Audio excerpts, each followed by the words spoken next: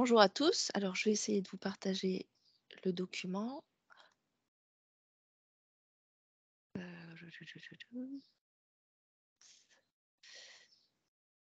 être celui-là.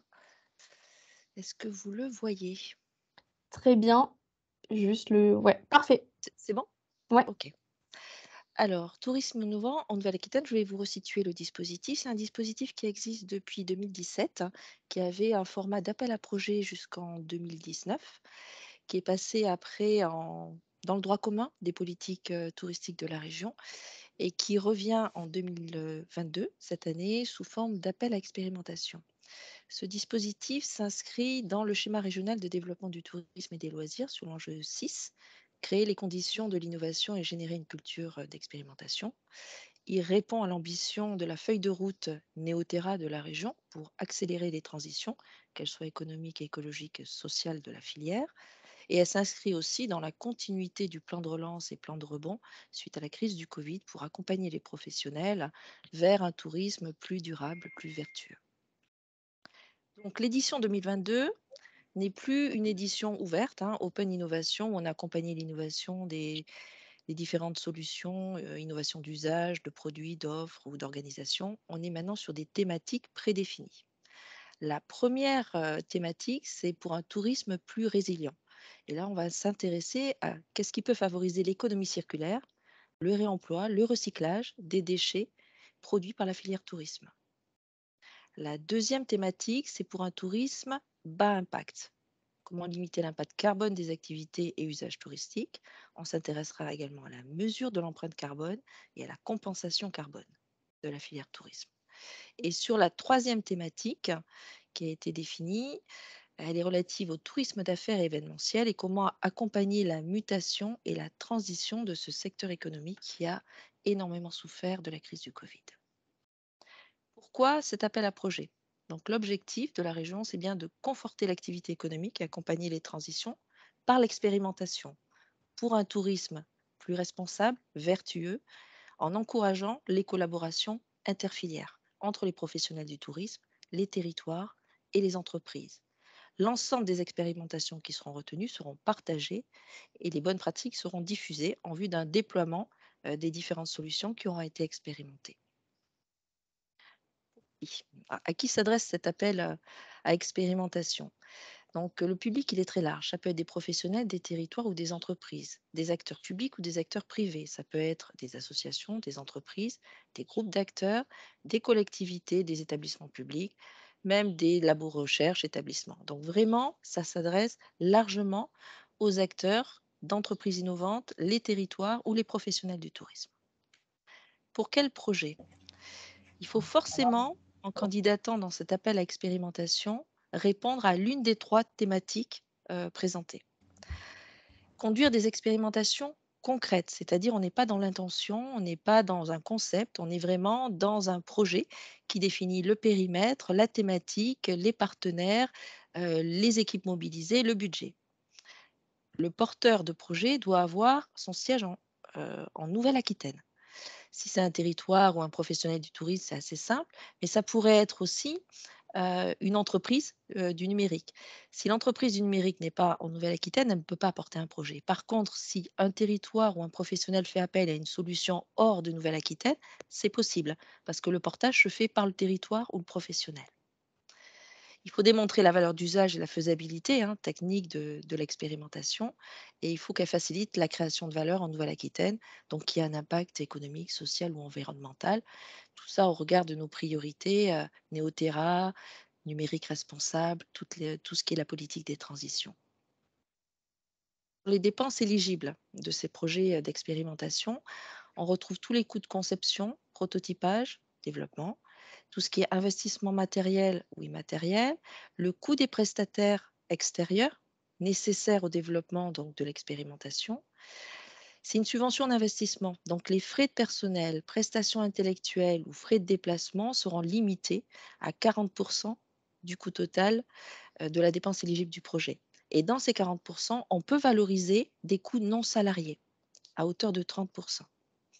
On a défini également un montant plancher des dépenses éligibles à 20 000 € hors taxes.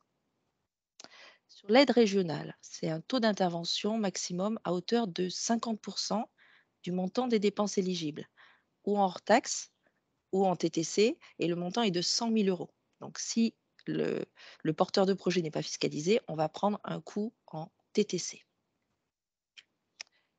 Au niveau des critères de sélection, donc on en a plusieurs. On va regarder donc l'enjeu de territoire ou de la problématique par rapport à la thématique choisie, la valeur d'usage, donc c'est la pertinence de la réponse, le territoire choisi pour l'expérimentation, l'innovation proposée au niveau de la thématique choisie.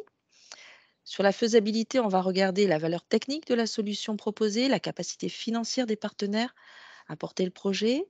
Sur l'ingénierie, on va regarder les compétences de l'équipe dédiée. On aura une attention particulière sur le caractère reproductible de l'expérimentation au vu d'un déploiement en Nouvelle-Aquitaine. Et puis, on regardera également s'il y a un modèle économique. Donc, à court terme et au moment de l'expérimentation, ce n'est pas imposé, mais on regardera si effectivement il y a une recherche d'un modèle économique viable à moyen terme. Comment? Alors, ce que l'on préconise, c'est qu'effectivement, quel que soit le projet, c'est que le porteur de projet puisse revenir vers la région en amont de sa candidature. Parce qu'on peut effectivement vérifier l'éligibilité, la pertinence du projet au regard donc de l'appel à expérimentation. On peut également, si le territoire a exprimé un besoin d'expérimentation mais ne connaît pas la solution innovante, essayer avec le Tourisme Lab de mettre en relation le territoire avec des solutions ou vice-versa, si le projet est porté par une solution innovante sans territoire d'expérimentation, essayer effectivement une mise en relation pour finaliser une candidature. Donc surtout, n'hésitez pas à revenir vers la région pour solliciter un rendez-vous. On mobilisera les partenaires, que ce soit le Tourisme Lab ou nos collègues des territoires, pour essayer de vous accompagner dans la finalisation de votre candidature. Pour le calendrier de mise en œuvre, comme il y a 3 thématiques, elles ne sont pas lancées en même temps, puisqu'on voulait optimiser l'accompagnement sur chacune. La première, le tourisme plus résilient, a été lancée le 15 mars et vous avez jusqu'au 15 juillet pour candidater. Les projets qui seront sélectionnés seront présentés à la commission permanente au vote des élus le 3 octobre prochain. Sur la deuxième thématique, tourisme bas impact, la problématique a été lancée le 2 avril pour des candidatures jusqu'au 1er août et les projets sélectionnés seront présentés à la commission permanente du 7 octobre, donc au vote des élus. Pour la dernière thématique, tourisme d'affaires événementiel, le lancement sera fait à l'automne, au 1er octobre 2022, pour des candidatures qui seront clôturées au 25 janvier 2023 et potentiellement pour un vote des projets sélectionnés ou en mars ou en avril 2023. Ce qu'il faut savoir, c'est que la région sélectionnera 1 à 3 expérimentations maximum par thématique. Le budget 2022 concerne uniquement les premières et deuxièmes thématiques avec un budget de 300 000 euros, sachant que la troisième sera sur un budget 2023. Sur les informations, vous trouvez l'ensemble des aides, l'ensemble des informations, pardon, sur le guide des aides. Donc là, vous avez le dossier de candidature, le règlement que vous pouvez télécharger sur le guide des aides. Nous avons aussi une adresse générique sur laquelle vous pouvez effectivement nous écrire parce que vous sollicitez un rendez-vous ou un échange en amont de votre candidature ou pour déposer votre candidature. C'est la même adresse générique. Vous avez mon numéro de téléphone et mon assistante Mélanie Baudu si effectivement je n'étais pas disponible au moment où vous essayez de me contacter.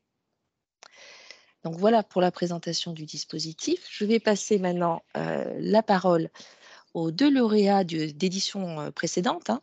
Alors à Marie-Pierre Vincent pour le projet WeGo Greener, donc c'est la création d'une plateforme de réservation, d'hébergement et d'activités éco-responsables.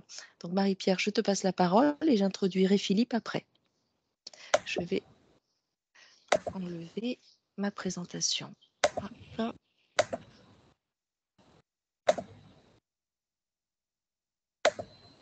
Bonjour à tous et à toutes.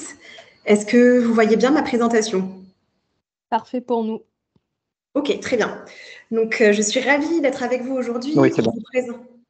pour vous présenter notre projet innovant qui est devenu aujourd'hui une société commerciale de l'ESS en accélération en grande partie grâce à l'accompagnement Tourisme innovant en Nouvelle-Aquitaine, dont on a pu bénéficier au démarrage de notre projet en 2020. Donc, WeGoGreener, comme le disait Isabelle, nous sommes une plateforme de réservation d'hébergement éco-responsable partout en France. Et le constat en fait, qu'on a fait au démarrage de notre projet, c'est que 3 voyageurs sur 4 étaient finalement prêts à faire le choix d'un hébergement engagé pour réduire leur empreinte écologique. Et le deuxième constat qu'on a fait, à l'époque, quand on a lancé notre projet, et ça n'a pas beaucoup changé actuellement, c'est qu'un hébergeur sur 10 était déjà engagé dans une transition écologique. Donc, pour répondre à la première problématique, à savoir comment rendre visibles des hébergements éco-responsables aux voyageurs français, eh bien, nous avons créé la plateforme WeGoGreener qui va avoir pour objectif de distribuer une offre déjà engagée auprès de milliers de voyageurs en France.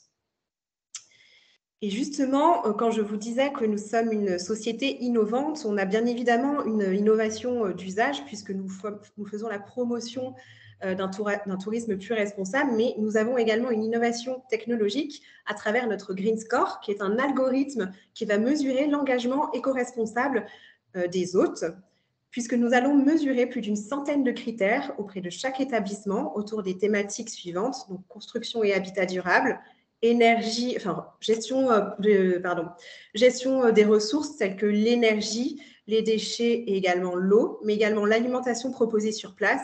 Et sur place, il y a effectivement des actions de sensibilisation proposées aux voyageurs, mais également autour de la labellisation et la certification.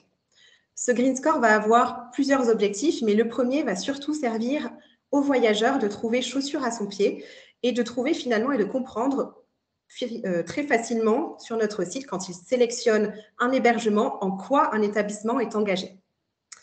Et le deuxième objectif du Green Score, ça nous sert également finalement de barrière à l'entrée et de ne sélectionner que des hébergeurs qui sont suffisamment engagés pour qu'il n'y ait pas de déception auprès de nos voyageurs. Et je vous le parlerai un petit peu plus tard. Ce Green Score nous permet également de mesurer l'engagement et donc de savoir comment s'améliorer. Pour revenir sur la plateforme de réservation, on est pour chaque hébergement qui va rentrer chez nous, il n'y a pas de droit d'entrée, pas d'abonnement, pas d'engagement, ils peuvent partir à tout moment. Et si nous leur apportons une réservation, il y a une commission de 10%. Nous avons beaucoup travaillé ces derniers mois pour travailler justement sur une réservation instantanée avec des connexions avec l'ensemble des channel managers et calendriers des hébergeurs. Et nous, notre gros point de différenciation, c'est qu'on va réellement communiquer sur des engagements écologiques et mettre en avant nos hôtes et leurs histoires auprès de nos voyageurs. Je vous le disais, rendre visible, c'est une de nos missions et également, l'idée, c'est de pouvoir booster leurs ventes durant les ailes de saison, car l'ensemble de nos hébergeurs n'ont pas beaucoup de mal finalement à avoir un taux de remplissage intéressant en haute saison. L'enjeu pour eux, c'est de réussir à booker sur les ailes de saison et nous, c'est ce qu'on arrive à faire justement en boostant la visibilité sur ces périodes et en leur permettant d'attirer une clientèle très qualifiée puisque les écueils souvent que nous avons de la part de nos hôtes, ce sont que parfois, ils attirent des voyageurs qui ne sont pas forcément sensibles à l'ensemble des actions mises en place. Et nous, du coup, c'est surtout à travers des contenus, des campagnes de communication, des contenus inspirants et une image de marque qu'on a créée et qui se veut forte que nous replaçons l'éco-responsabilité au cœur de l'attention pour les voyageurs. On est ravis puisque depuis notre lancement en mars 2020, on a pu mettre en ligne plus de 1000 annonces en ligne sur notre plateforme de réservation. On a des communautés grandissantes, que ce soit sur l'ensemble de nos réseaux sociaux, mais également en termes de voyageurs. Hop, et j'ai loupé une petite page, mais ce n'est pas grave, puisque nous avons réalisé sur la saison précédente plus de 500 000 € de réservation sur la saison précédente et plus de 100 000 visiteurs uniques sur l'année 2021. Et je voulais également vous parler d'une nouveauté, d'une innovation que nous avons pu ajouter et développer cette année à la suite de cette première année sur la distribution d'offres éco-responsables. C'est une nouvelle brique qui nous tenait vraiment à cœur, qui s'appelle GreenFlow, qui est une solution d'accompagnement, puisque nous allons aider les autres qui le souhaitent à avancer dans leur transition écologique. Je vous le disais tout à l'heure, un hébergeur sur 10 ont engagé leur transition, ce qui est finalement très peu. Et nous, notre objectif, ça va être de créer une boucle vertueuse. Là où on était présent sur la fin, sur la distribution et rendre visible, nous plaçons sur le début de la chaîne, puisque nous allons pouvoir, dans un premier temps, aider les autres à s'évaluer, à se former à travers des contenus digitaux et des cours en ligne, mais également les inviter à passer à l'action grâce à une centrale d'achat où nous allons recenser des solutions éco-responsables pour qu'ils puissent mettre le pied à l'étrier très rapidement. Mais nous allons également pouvoir mesurer les évolutions grâce à notre Green Score. Puis enfin, pouvoir finir la boucle sur une distribution sur notre plateforme de réservation. Donc, je vous le disais, on a voulu créer une boucle vertueuse, un parcours complet pour accompagner les hébergeurs vers un tourisme plus responsable. On est très heureux avec ce dispositif Greenflow dès à présent de pouvoir accompagner 260 établissements en très peu de temps grâce à des partenariats menés avec la région Auvergne-Rhône-Alpes, le Lot-et-Garonne et Charente Tourisme, et tout ça soutenu par l'ADEME qui finance une partie de nos formations. Je passe très vite sur ce sujet parce que j'ai peur d'avoir dépassé mon temps de parole. Et on est aussi très, très heureux car ces innovations sont récompensées. Nous avons eu 2 belles récompenses sur l'année 2021, notamment le Travel d'Or qui récompense la meilleure start-up du tourisme et également le concours IFTM qui nous a reconnus pour justement un accompagnement de qualité avec notre solution Greenflow. Je vous remercie et je me tiens à votre disposition si vous avez des questions à la fin ou maintenant, comme vous le souhaitez. Plutôt à la fin, Marie-Pierre, on va donner la parole à Philippe Massé, qui est le directeur de l'entreprise C'est à vous, qui a développé la solution Mon Parc avec le parc naturel régional Périgord-Limousin. Eh bien, bonjour, merci beaucoup. Je vais vous partager mon écran.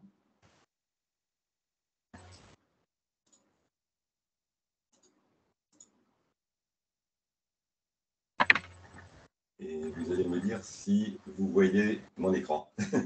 Ouais, c'est OK pour nous. Parfait. C'est parfait, très bien. Bien, écoutez, merci. Un mot sur notre start-up C'est à vous, qui est spécialisée dans le développement d'applications numériques participatives. Nous sommes basés à Bidart depuis 2014. Donc, je vais vous présenter aujourd'hui un concept d'application qui se nomme Mon Parc, qui a été réalisé en 2019 grâce au dispositif TINA et donc au cofinancement de la région Nouvelle-Aquitaine. Donc, ce concept d'application est dédié aux territoires qui souhaitent mettre en valeur leurs espaces naturels et impliquer leurs citoyens, que ce soit les habitants ou les visiteurs, à leur préservation et à leur développement durable. Donc, Mon Parc apporte 5 principales valeurs ajoutées, et ça va être un petit peu le fil conducteur de ma présentation.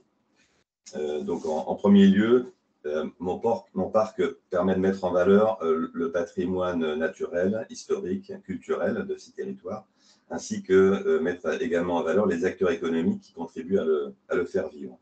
Alors, ceci grâce à des fonctionnalités de mise en relation et de mise en réseau des acteurs. La seconde valeur ajoutée, c'est le fait de rendre les citoyens acteurs de leur territoire en contribuant sous forme d'idées, de partage d'observations, de participation à des projets qui sont lancés par les territoires. On a prévu la création de communautés thématiques ou des communautés territoriales qui permettent aux citoyens de s'impliquer au plus près de leur centre d'intérêt ou au plus près de leur lieu de vie en ce qui concerne les habitants. Et d'assurer également la promotion de leur territoire, de contribuer à la promotion de leur territoire en devenant ambassadeurs de leur territoire. Mon Parc, c'est aussi un outil de pédagogie qui permet de rendre plus accessible la compréhension et les objectifs publics de préservation des sites sensibles, qui sont souvent compliqués pour le grand public, qui sont souvent vus comme des contraintes réglementaires. Et donc, voilà, en expliquant un petit peu les choses, les personnes se rendent rapidement compte de l'intérêt de respecter un certain nombre de consignes qui leur sont préconisées quand ils visitent des territoires. Mon parc, c'est aussi un outil de changement de comportement. Partons du principe qu'il vaut mieux prévenir que guérir et qu'une bonne information ciblée auprès des publics peut les inciter à modifier leur comportement et leur façon de visiter des sites. Donc, on a notamment travaillé à l'élaboration de modèles prédictifs de fréquentation des sites sensibles, en intégrant des algorithmes de diffusion d'informations qui incitent le public à mieux choisir les moments et les lieux de leur promenade, en étant finalement mieux conscients des contraintes pour eux et pour l'environnement qui découlent de leur propre choix. Donc, vous voyez à l'écran les différentes solutions, elles ne sont pas toutes là, mais en gros, c'est des solutions à base de cartographie où on va pouvoir mettre des pictogrammes qui informent, on va dire, de l'influence en temps réel des sites, mais aussi en temps décalé, donc en prévision, ou des informations, on va dire, de nature circulation automobile ou éventuellement risques qui peuvent exister sur le littoral. Je pense au Baïn dans notre région ou éventuellement des problèmes d'ouverture de massifs incendie, en l'occurrence sur le parc des Calanques, puisque c'est un outil, vous allez voir, qu'on a développé et déployé à différents endroits en France depuis. Et puis enfin, le dernier point, c'est que mon parc, c'est un véritable outil d'aide à la décision pour les acteurs publics, puisque on va agréger une mine d'informations de remontée des citoyens, comme on l'a vu tout à l'heure, et donc ça permet aux institutions, aux acteurs publics de visualiser la perception qu'ont les citoyens de leur territoire, à la fois à travers l'analyse des remontées citoyennes spontanées, mais également parce que mon parc intègre des fonctionnalités de consultation et de sondage qui peuvent être menées auprès des habitants ou des visiteurs. Voilà, donc je vais un petit peu vite. Voilà, donc là, c'est une carte qui malheureusement n'est pas actualisée, je suis désolé. Vous aurez la bonne version prochainement. Mais en tout cas, voilà, donc c'est une application qui a été mise en place sur le territoire du parc naturel régional du Périgord-Limousin, sur la région. Dans quelques semaines, vous allez pouvoir également voir mon parc se déployer sur le parc naturel régional du Médoc. Et puis dans d'autres régions de France, l'outil a vraiment intéressé. On l'a déployé déjà dans le parc naturel régional du Haut-Languedoc en Occitanie. La semaine dernière, ça a été déployé sur une réserve naturelle dans le Marais du Vigaran en Camargue. Et puis on l'a également déployé sur le parc national des Calanques. Et voilà, on a à peu près une quinzaine de sites aujourd'hui qui se sont montrés intéressés et qui ont, pour certains d'entre eux, programmé la mise en place l'année prochaine. Voilà, donc ce qui séduit pour conclure les espaces naturels, c'est rendre lisibles pour le grand public les enjeux qui ne sont pas forcément toujours très compris par les personnes, capter les observations, les idées, les participations des citoyens et renforcer la mise en réseau des acteurs pour justement arriver, c'est un travail collectif, à faire en sorte que le développement durable s'inscrive dans une réalité. Merci beaucoup Philippe pour cette présentation. Merci également à Marie et à Isabelle. On va pouvoir passer sur un petit temps de questions. Je sais qu'il y a eu déjà quelques questions qui ont été posées dans le fil de conversation que je vais reprendre. Déjà la première, vous dire que vous serez destinataire du replay avec les supports de présentation qui ont été diffusés aujourd'hui. Donc vous aurez toutes les informations pour les garder de votre côté ou même les diffuser à vos réseaux. On incite fortement aussi à ce que vous puissiez partager un maximum le contenu d'aujourd'hui. Isabelle, qu'entend-on par coût non salarié, valorisation de bénévolat, frais généraux non justifiables, type frais de déplacement? C'est une question de Benjamin. Si vous voulez préciser la question, n'hésitez pas. Alors, dans les frais de personnel, c'est les 40% qui peuvent être effectivement valorisés dans les projets. Il y a la possibilité de valoriser la partie, je dirais, bénévolat, c'est-à-dire quand vous mobilisez des personnes qui ne sont pas salariées de votre structure, jusqu'à hauteur de 30%. Les frais de déplacement liés au projet peuvent faire partie également de ces 40%. J'espère que c'est OK. Et sinon, vous pouvez aussi valoriser les coûts salariés chargés de ceux qui travaillent dans votre structure, de ceux qui travaillent sur le projet. dans une proportion des 40% du montant de la dépense éligible du projet. Ok, merci beaucoup Isabelle. Nathalie, Tina, c'est pour 2022. Quid de 2023 sur soutien du CR à la filière tourisme? Nathalie, si tu veux préciser la question, tu peux également. Bonjour, en fait, juste ma question, c'était, là, vous présentez, Isabelle, un dispositif pour 2022. Est-ce qu'on a une idée de ce qui va se dessiner pour 2023 ou vous n'avez aucun élément à aujourd'hui? Alors aujourd'hui, c'est difficile, les budgets sont contraints et continuent à être contraints. Donc je serai bien dans l'impossibilité de vous dire ce qu'il sera en 2023. Nous espérons que les dispositifs puissent se poursuivre et qu'on puisse accompagner les entreprises innovantes comme la vôtre. Mais pour l'instant, je suis dans l'incapacité de vous dire quelle sera la politique régionale. Ah, je peux également passer la parole à Aurélie, un gros mot, qui est responsable à la direction du tourisme, de la transition économique et qui peut vous apporter un complément d'information. Je te passe la parole, Aurélie. Oui, merci. Bonjour, donc Aurélien Gremaud, je suis responsable du service transition économique et la direction du tourisme. Donc pour 2023, donc, on disait tout à l'heure pour Tina, on aura la fin de l'appel à projet sur le tourisme d'affaires. Tina 2023, on n'a pas encore la configuration, puisque finalement les sujets qu'on a vus cette année, c'était en fonction d'actualité, donc on verra ce qui se passera l'année prochaine sur les sujets. Si d'autres sujets nouveaux arrivent, pourquoi pas.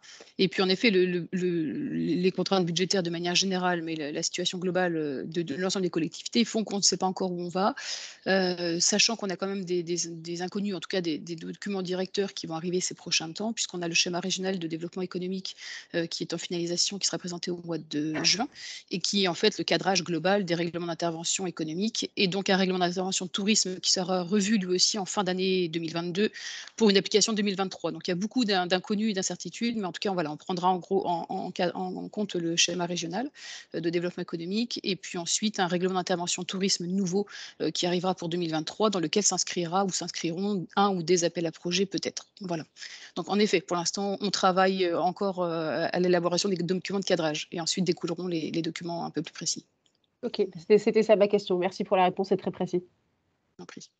Merci beaucoup Aurélie, Isabelle et Nathalie pour la question. Est-ce qu'il y a d'autres questions à poser, soit du coup directement à la région, soit à nos porteurs de projets sur le dispositif?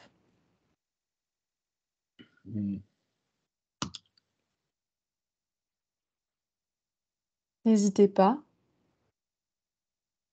De toute façon, je pense qu'on aura un petit peu de temps aussi en fin de session, si jamais vous avez des questions qui vous viennent progressivement. N'hésitez pas du coup à nous les poser sur le fil de conversation.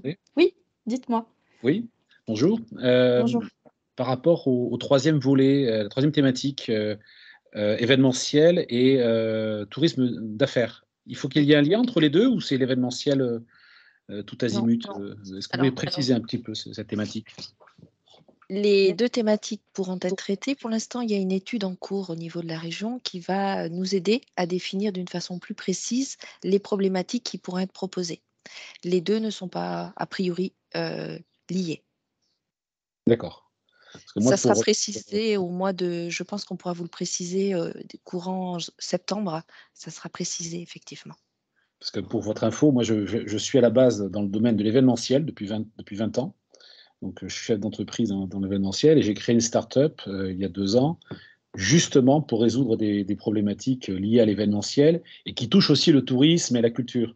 Donc, en fait, je suis vraiment là-dedans et ça m'intéresse parce que j'ai vraiment créé quelque chose pour résoudre un problème. Bon, c'est vrai que ça a été freiné par l'arrivée du Covid, bien sûr, mais ça nous a permis aussi de travailler en amont, enfin de travailler de manière très, très sous-jacente pour avancer sur ce projet. Voilà, donc c'est pour ça. Donc, Ce que je pourrais vous proposer, c'est qu'on peut prendre contact dès à présent. Vous pourrez venir vers moi pour me présenter votre solution. Comme ça, je l'aurai en mémoire et je reviendrai vers vous dès que ça sera précisé au niveau de l'appel à expérimentation sur cette thématique. Mais on peut prendre contact avant, oui. Et l'idée, c'est en fait de trouver des acteurs concrets, régionaux, avec lesquels on développe une solution en phase avec une problématique ou une innovation, quoi. Oui, c'est l'expérimentation d'une solution innovante qui répond à une problématique liée à cette thématique, oui, sur le territoire de Nouvelle-Aquitaine. D'accord, très bien. Ouais, c'est bon, c'est clair. Merci.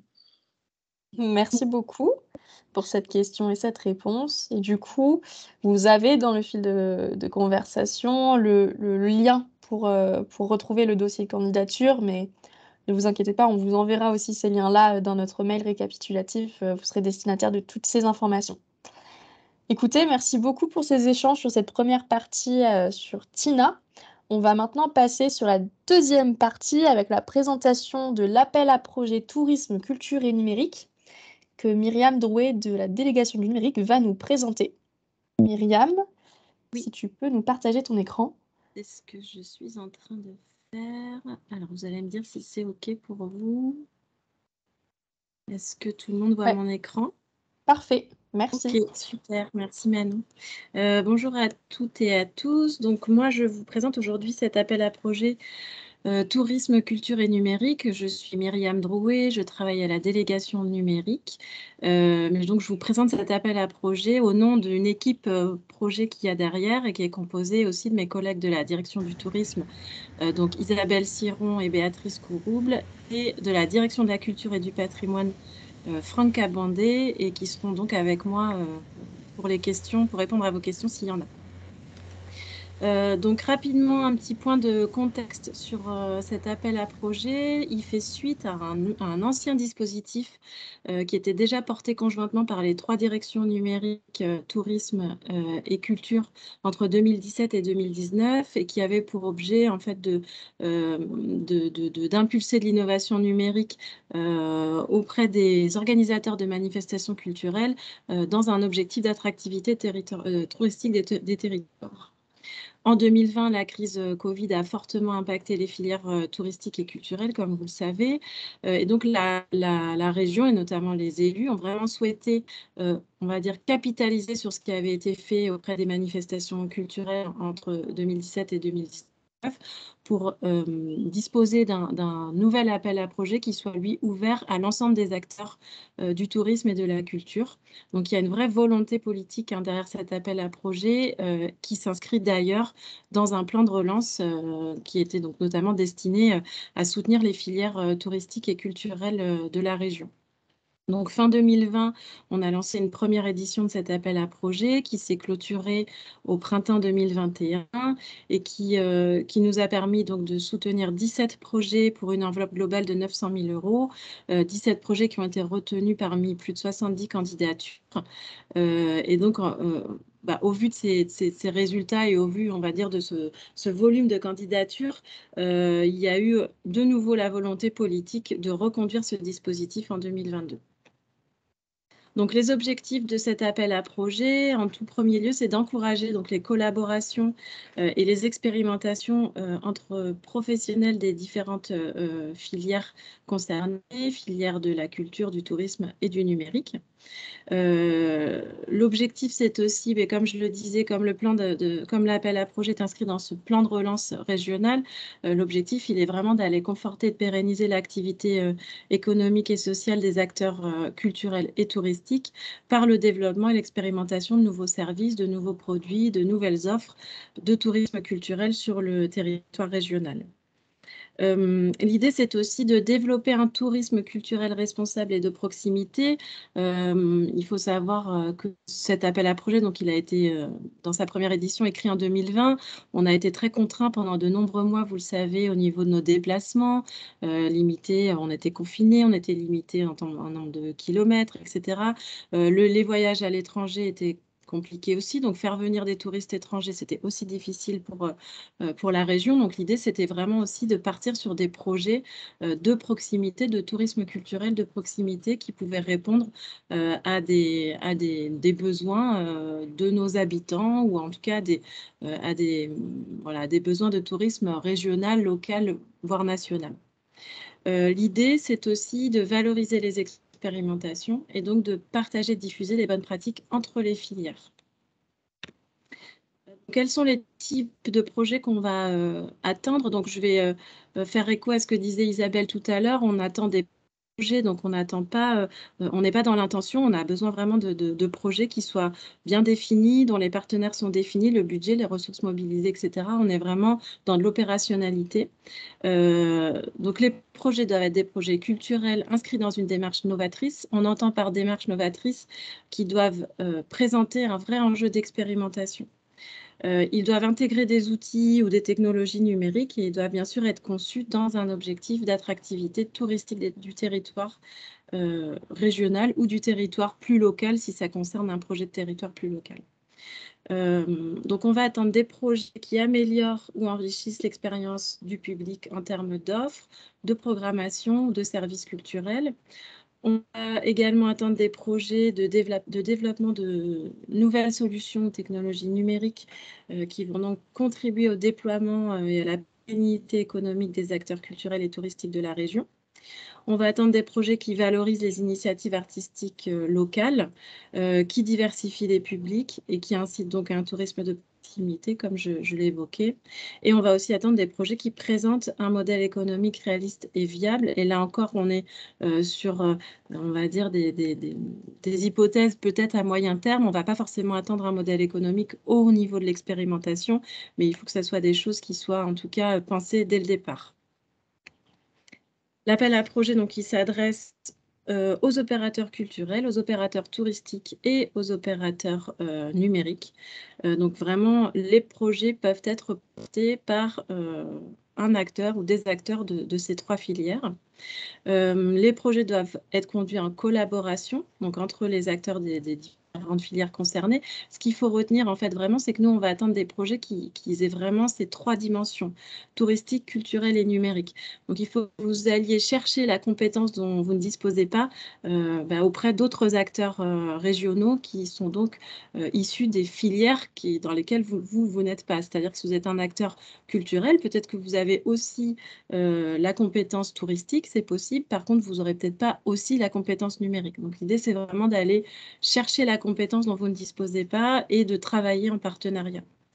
Les projets donc, doivent être expérimentés sur le territoire de Nouvelle-Aquitaine et on porte également une attention particulière, comme c'est le cas sur le dispositif TINA, aux projets qui peuvent présenter un caractère reproductible. On le disait, on est dans de l'expérimentation, dans du partage de bonnes pratiques. L'idée, c'est aussi d'aller voir si derrière, on ne peut pas diffuser ce projet pour qu'il soit reproduit sur d'autres territoires, qu'il soit approprié par d'autres acteurs régionaux. En termes de dépenses éligibles, on va essayer de considérer l'ensemble des coûts qui sont donc justifiés comme étant nécessaires au projet. Donc ça peut être du frais de personnel et là on est dans les mêmes contraintes que sur le dispositif TINA, c'est-à-dire 40% maximum de frais de personnel. Et au sein de ces frais de personnel, il peut donc y avoir du frais de personnel salarié ou du frais de personnel valorisé, donc, qui s'apparente donc à du bénévolat et qui lui est limité à 30% du coût total éligible du projet. On peut avoir des coûts de matériel, des coûts de prototypage, de développement, de conception, etc. On est aussi dans de la subvention d'investissement, donc c'est pour cette raison qu'on est quand même limité en termes de coûts de fonctionnement éligibles.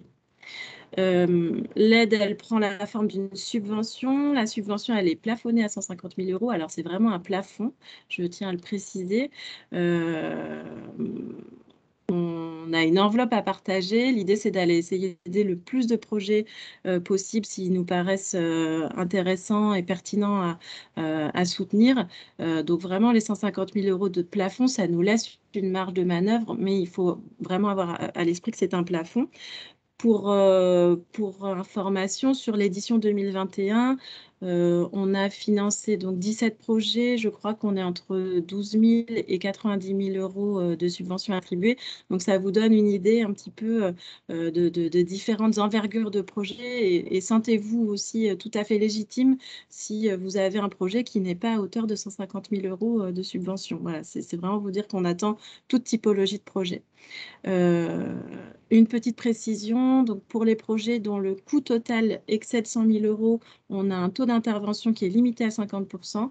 Et par contre, pour les projets dont le coût total est inférieur à 100 000 €, on peut aller jusqu'à 60% d'intervention.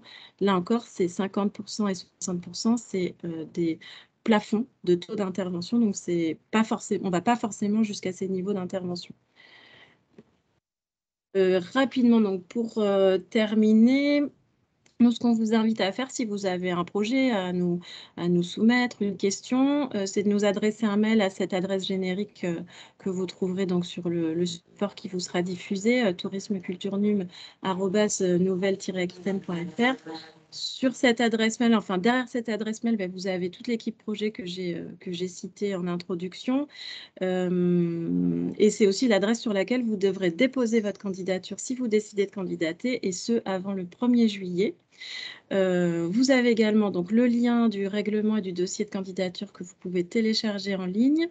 Un petit point juste sur le calendrier. Il faut savoir que donc là, le dépôt de candidature est fixé au 1er juillet 2022. Nous, on va procéder à une instruction technique pendant l'été. Il y aura un comité de pilotage donc, qui réunit nos 3 directions respectives et on l'espère à confirmer nos 3 élus respectifs également, donc la vice-présidente à la culture, le vice-président au tourisme et l'élu en charge du numérique. Et ensuite, les projets seront présentés en commission permanente. Donc, c'est la commission permanente qui est donc une assemblée des élus régionaux qui décide à qui on attribue ou pas une subvention in fine. Et donc, cette commission permanente aura lieu en novembre, ce qui fait que vous ne serez pas informé avant cette date, avant cette commission permanente de novembre, de l'issue réservée à votre candidature. Il y a 2 porteurs de projets donc, qui vont me succéder, qui sont des lauréats de l'édition 2021. Ça vous donnera peut-être aussi une idée de la typologie de projet qu'on peut attendre. Et puis moi, je vous ai mis le lien en fait, vers les 17 projets qu'on a soutenus. Ça peut vous permettre d'aller voir les 15 autres qui ne sont pas aujourd'hui présents et qui ne peuvent pas témoigner. Mais en tout cas, ça peut peut-être vous donner des idées et voir en effet quelle est aussi la diversité des projets qu'on a pu financer et soutenir en 2021. Voilà, je vous remercie pour votre attention. Merci beaucoup Myriam pour cette présentation. En effet, on va donner du coup la parole tout de suite à Qui dit oui avec Michael Kissous et David Combe. Si Michael veut bien rallumer sa caméra pour que je puisse le voir, et puis moi je vais pouvoir partager du coup la présentation. Yes. Ok. Est-ce qu'on m'entend aussi? On t'entend très bien. Et du coup, tu vas pouvoir nous présenter, si je trouve la présentation, voilà, le projet Qui dit oui. David est là aussi? Je crois. Je ne vois plus personne. Je ne fais rien sans David, de toute façon. Je suis là. Très bien. Je suis là. Merci Manon, merci Myriam. Ravi de pouvoir échanger avec vous. Bonjour à tous. Alors, depuis 2016, Qui dit oui connecte la classe d'élèves avec l'extérieur culturel. Donc, via une plateforme web accessible gratuitement, les établissements scolaires, les parents d'élèves, les autocaristes et les lieux se coordonnent pour que les sorties scolaires s'organisent sans stress. Réservation, gestion, suivi des sorties scolaires, tout se passe sur Qui dit oui en quelques clics seulement. Là, comme vous pouvez le voir sur la petite présentation, vous avez toute l'expérience utilisateur pour que la sortie scolaire se fasse en quelques clics seulement, et rapidement aussi. Depuis 2016 aussi, plus de 60 000 élèves du primaire au lycée sortent avec Qui dit oui. Plus de 15 000 activités pédagogiques profitent de notre algorithme pour booster leur visibilité et pour aussi être corrélés avec les programmes scolaires. Et enfin, depuis 2016, Qui dit oui, c'est la plateforme numéro 1 du tourisme scolaire. Sur les réservations in situ, et grâce à l'appel à projet du TCN, bientôt sur les visites à distance. Car Covid ou pas, Qui dit oui maintient le pont entre la classe et le monde qui l'entoure. Alors l'appel à projet tourisme, culture et numérique nous a permis de développer un bijou technologique qui est hyper facile d'utilisation et surtout adapté au jeune public. Alors bienvenue à tous à la visite virtuelle interactive avec Qui dit oui. David, notre responsable numérique, est là pour vous la présenter. David, je te laisse prendre le relais. Ok, merci Mickaël. Bonjour, donc moi c'est David, je suis responsable technique chez Kidiwi. Donc je vais vous présenter donc, notre plateforme de visite interactive. Et comme l'interaction, ça bouge, je vais vous présenter une petite vidéo.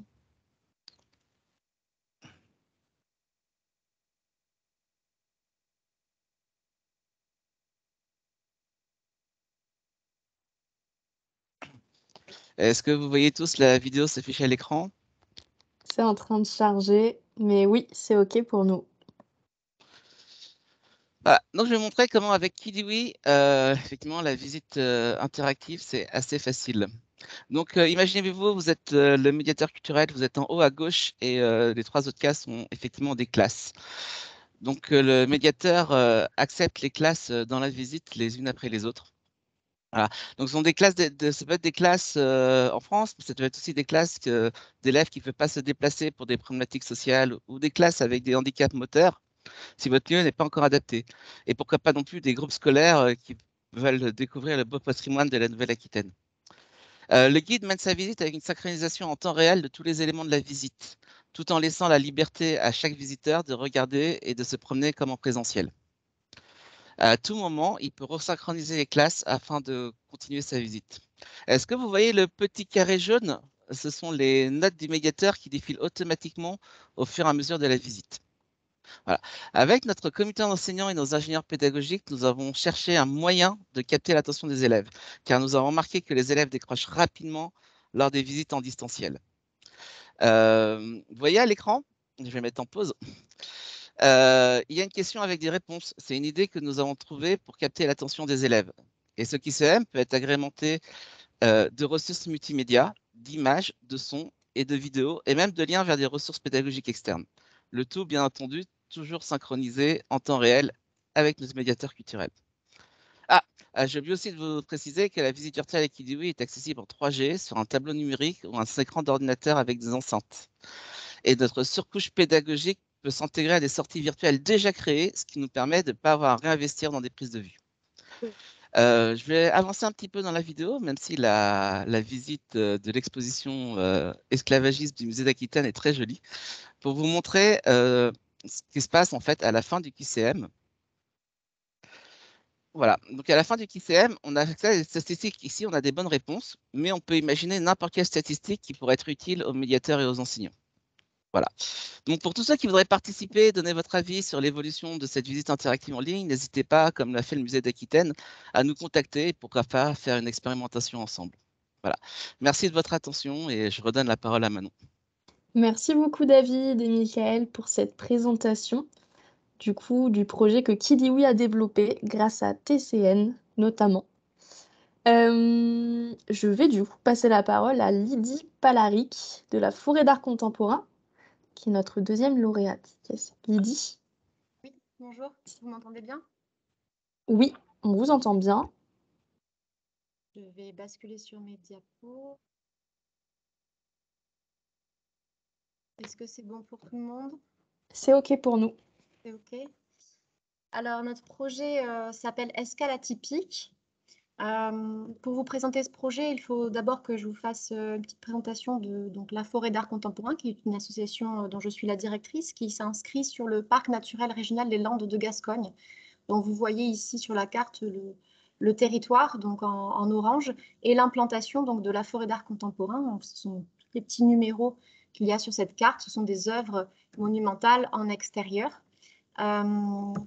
Donc ça se manifeste comme ceci, avec des petits panneaux, effectivement, qu'on appelle des cartels explicatifs aux abords des œuvres, et puis de la signalétique pour pouvoir retrouver ces pièces. Donc c'est vraiment une chasse au trésor sur ce territoire du parc naturel, à la rencontre d'un patrimoine naturel et bâti exceptionnel, au prétexte d'aller voir de l'art contemporain.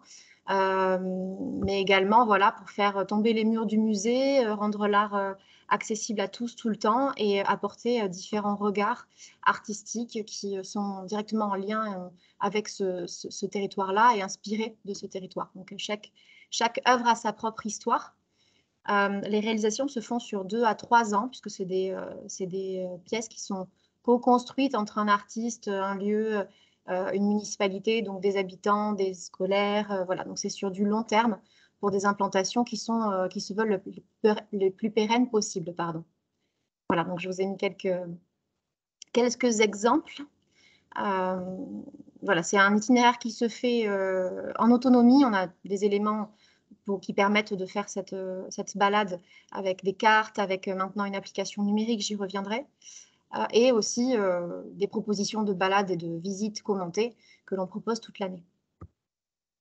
Et donc, ce programme des escales atypiques, historiquement, en fait, a débuté en 2016, puisque c'est un des parcs de la Pologne de l'Est, donc à côté de Białystok, qui est venu chercher en fait une coopération avec le parc ici en France, le parc naturel régional des Landes de Gascogne, sur une mise en tourisme de leur forêt, de la nôtre. Il y a des similitudes, voilà, d'une forêt à l'autre. Ils sont venus chercher donc via l'écomusée de Marquez et le parc naturel des informations pour une possible coopération. Et voilà, donc ça a débuté comme ça. La forêt d'Arles n'était pas associée au démarrage de cette coopération. Et puis le parc a proposé dans ses balades de découverte de pouvoir voir des pièces. Et progressivement, l'intérêt s'est porté sur des œuvres en extérieur. Donc on a rejoint cette coopération. Et donc qui a duré 2-3 ans. Voilà, on a terminé en fait avec le Covid qui nous a demandé voilà, de patienter. On a eu un petit peu de retard, donc on a terminé en fait sur juin 2021 cette coopération avec la réalisation quand même d'une étude pour une œuvre en particulier. Donc je vais vous en parler par la suite. En fait, l'idée c'était pas de partir sur une programmation là-bas et ici de nouvelles œuvres classiques, on va dire, comme la Forêt d'Arles sait le faire déjà, mais de pouvoir proposer une programmation atypique, donc des œuvres habitables. C'est-à-dire de pouvoir générer une dynamique différente dans ce parcours d'œuvres et de pouvoir proposer des œuvres dans lesquelles on vit une expérience pour une nuit ou pour une après-midi. Donc on intègre cette œuvre et cette œuvre nous propose voilà, le regard artistique, mais aussi une expérience sur ce qui nous entoure, la nature, le paysage, la faune, la flore, et on peut voilà, passer un temps de pause, un temps de réflexion ou de repos. Donc on a fait une étude d'implantation avec l'agence ERCOP qui nous a identifié voilà, trois communes, donc Pissos, Luxeuil et Broca. Donc vous voyez en jaune. Vous voyez aussi la logique en fait d'implantation et de territoire, c'est effectivement d'être entre les œuvres de la Forêt d'Arles, mais aussi des logiques de déambulation sur ce territoire.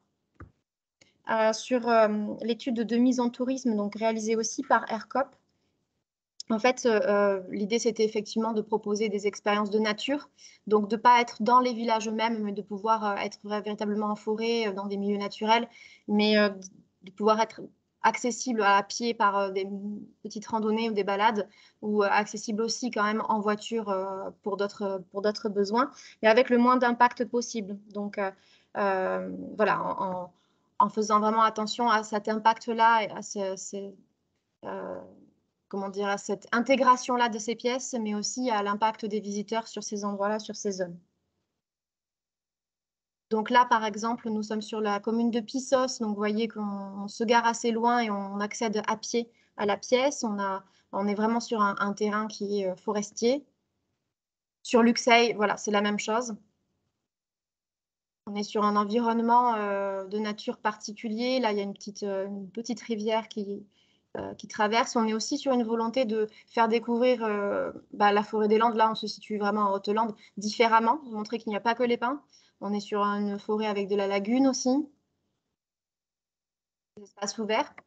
Donc, pour une mise en tourisme, je le disais, sans impact. Donc, ça s'approche véritablement du bivouac. On a un fonctionnement avec les mairies qui s'associent donc au parc et à la Forêt d'Arles pour proposer ces nuitées, donc avec sur réservation en ligne, avec donc la possibilité d'y passer qu'une seule nuit, de récupérer un kit en mairie. Les mairies font la veille et surveillance également de ces zones, mais il y a vraiment voilà, zéro confort pour le coup, simplement petit mobilier léger, matelas léger. Donc les personnes qui veulent y passer une nuit doivent venir avec leur duvet, etc. Et donc voilà, Pendant ce temps de coopération, on a eu l'occasion, on a pu développer la première étude avec l'artiste Tatiana Wolska, donc, qui est une étude d'œuvre, la première qui sera réalisée pour Pissos, donc qui sera réalisée à la chaux. Vous voyez un petit peu le cookie de ce que ça peut donner à la chaux et en bois. Donc, c'est vraiment des projets artistiques, ce sont des œuvres, ce n'est pas de l'hébergement, mais c'est des œuvres qui proposent vraiment une expérience. Donc, c'est un peu des œuvres performatives, on dirait, voilà, qui s'activent par le fait même que le visiteur vienne y passer une nuit. Donc, on est en ce sens-là vraiment dans l'innovation au sein même de ce territoire du parc et de la forêt d'art, puisque jusqu'à présent, on avait des pièces en extérieur qui évoquaient des regards sur le territoire, mais pas véritablement cette expérience-là de performance, de nuitée, voilà, avec un nouveau service, une nouvelle offre qui est qu'effectivement, on peut relier ces œuvres et parcourir ce territoire avec cette proposition de nuitée-là. Concernant le volet numérique, alors je vais quand même passer sur, excusez-moi, je vais un peu vite. On a l'intervention d'Antoine Doroth, l'artiste sur la commune de Luxeuil. Donc là, on est en phase d'étude en ce moment même. Là, je vous ai juste mis un visuel de son travail. Et Sarah Favrio, donc, qui est en phase d'étude également, mais pour la mairie de Broca, pour la commune de Broca. Donc, ce programme-là, en fait, va voir apparaître, voilà, 3 œuvres, 3 escales atypiques. Cas de notre côté français. Du côté polonais, il s'agira d'œuvres également habitables, mais plus sur un volet architectural et avec plus de confort. Concernant le volet numérique, donc là, il a fallu, parce que autant le parc que la forêt d'art et que nos compatriotes polonais, nous n'avions de capacité et de technicité en termes numériques. Donc, il a fallu aussi que l'on travaille avec donc Maëlys Doucet, qui est développeuse web, qui nous a permis de créer déjà une application mobile qui est la 26e œuvre de la forêt d'art contemporain, en fait, qui est une application un peu particulière, puisqu'elle recense donc les œuvres de la forêt d'art, mais également des pépites, donc ce qu'on peut trouver entre les œuvres, donc la bonne auberge, la source miraculeuse, l'endroit pour faire un pique-nique éventuellement, ou des petites particularités sur le territoire. Et également donc l'œuvre numéro 26 qui s'appelle L'œil d'Angelo, qui sont 3 jeux d'animation numérique et interactifs sur l'application elle-même, qui propose 3 voyages inspirés du territoire, avec le regard de l'artiste Angelo Plessas. Donc, c'est vraiment le lieu, finalement, d'une œuvre de la forêt d'art, cette application. On l'a créée grâce à l'aide Culture Connectée, à l'appel à projet Culture Connectée de la DRAC et de la région il y a déjà quelques années maintenant. Donc, elle a été inaugurée, je veux dire, lancée en octobre 2021. Vous pouvez la télécharger. Vous pouvez déjà l'utiliser. Et elle sera aussi le lieu et l'inscription d'un volet numérique réservé aux escales atypiques, donc qui est l'expérience en fait du public. Donc on va y apporter des contenus, qu'ils soient du conte, voilà, beaucoup de sonore, de l'image aussi.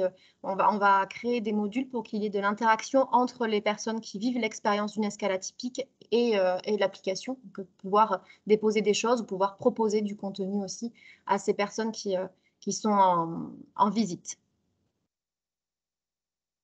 Voilà, donc ça c'est pour scanner et télécharger l'application. Elle est disponible sur tous les stores. Vous tapez la forêt d'art contemporain, vous la trouvez. Et ça, c'est un visuel donc de l'œuvre numéro 26 que vous trouvez dans l'application, L'œil d'Angelo. Voilà, donc du coup, véritablement, ces 3 volets, culture, tourisme et numérique. Culture, par l'inscription de la forêt d'art dans ce programme même. Tourisme, évidemment, puisqu'on est tenté de pouvoir mettre en tourisme ce territoire-là avec ces œuvres-là, mais aussi l'élargir à toutes les pépites du parc naturel. Et de même, du côté polonais, ils sont sur les mêmes logiques. Et numérique avec ses apports un petit peu innovants, voilà, chose qu'on n'a pas encore fait pour le moment à la forêt d'art contemporain, mais de proposer en fait, une passerelle, un endroit pour pouvoir échanger avec ce public, voilà, du contenu à proposer, et également que le public puisse y déposer avis, éléments de création en lui-même, etc. Voilà, j'espère que, alors je ne sais pas si j'ai dépassé le temps, mais voilà, j'espère. Non, c'est parfait. que Merci beaucoup, Lydie. pour les questions. Merci. Tout à fait, superbe transition, puisqu'on va pouvoir passer du coup à notre deuxième session de questions. Donc on peut tout à fait du coup aborder TCN, n'hésitez pas, tout le monde est là pour pouvoir vous répondre, porteur de projet comme technicien, pour que vous ayez en fait tous les jalons en tête de ce dispositif-là. Je vais reprendre le fil de conversation. Lydie, peut-être que vous l'avez déjà dit, mais quel est le nom de l'application? Elle a un nom particulier? Alors, quand on cherche, on peut taper la forêt d'art contemporain, on la trouve, mais elle s'appelle la forêt d'art. La Tout à forêt papier. d'art. Ok, très bien. Merci beaucoup. Est-ce que vous avez des questions sur TCN, Tina, ou alors du coup à poser à Qui dit oui, C'est à vous, Wigo Greener ou la forêt d'art contemporain? N'hésitez pas. On a un petit peu de temps pour y répondre. Si tout est OK pour vous, j'espère avoir laissé assez de temps. Si jamais vous souhaitez vous manifester, n'hésitez pas. Je vous donne la parole avec plaisir. Si tout est OK pour vous, je répète encore le fait que vous allez être destinataire d'un mail avec toutes les informations, contact compris, pour que vous puissiez contacter du coup les bons référents sur les différents appels à projets et manifestations ou expérimentations. Vous dire également que vous aurez du coup le replay à diffuser.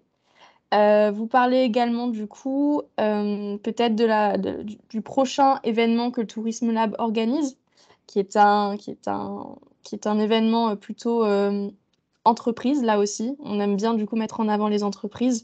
Donc c'est le 31 mai prochain. Je vais vous mettre du coup dans le fil de conversation et c'est autour du tourisme, ruralité et aménagement du territoire. Si jamais ça vous intéresse, c'est le même principe que ce qui s'est passé pour le Tipance d'aujourd'hui. En profiter pour remercier l'entièreté des intervenants qui nous ont fait l'honneur de participer à nos côtés aujourd'hui et qui ont pris de leur temps pour vous expliquer quels étaient les différents dispositifs. Et vous rappeler qu'on est du coup à votre disposition pour éclaircir tous les points un peu sombres de ces différents appels à projets et manifestations. Je vais vous souhaiter du coup une excellente journée, si vous n'avez pas plus de questions. Et puis vous dire à une prochaine fois, du coup. Merci beaucoup à tout le monde. Ah, Merci. oui. Non, c'était pour dire au revoir. Merci beaucoup à tous. Merci. Merci à tous. Merci. Et à toutes. Merci, au revoir. Merci beaucoup.